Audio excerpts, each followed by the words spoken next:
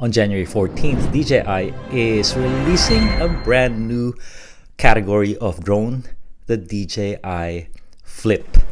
This has been teased and we have been intrigued by the form factor of this drone because it looks so different from what exists today.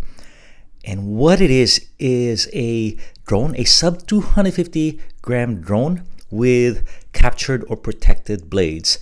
The opportunity is there because the DJI Neo has been so successful, but it has a bunch of weaknesses such as noise, range, and speed and control. And also video quality. And we are very lucky because we have a lot of leaked information before the release. It's gonna be priced close to the Mini4 Pro, around $449 for the base drone and about $800 for the bundle with batteries.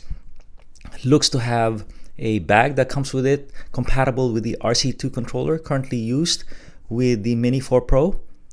And it has a 1.3 CMOS sensor, 60 frames per second, and really cool that some folks have their boxed drones already, and they are doing an unboxing and do a virtual unboxing with us. So here are the specs, very similar to the Mini4 Pro. 9-mile range, 4K video, same camera, same angle of view. Seems to come with a bag, which was kind of a weakness before of the old drones. But what's really intriguing about this drone are the huge blades and how they have blade protection.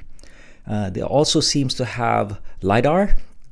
And this is really the miracle of DJI, how they were able to package lidar and big blades with under 250 grams. So you don't have to license this.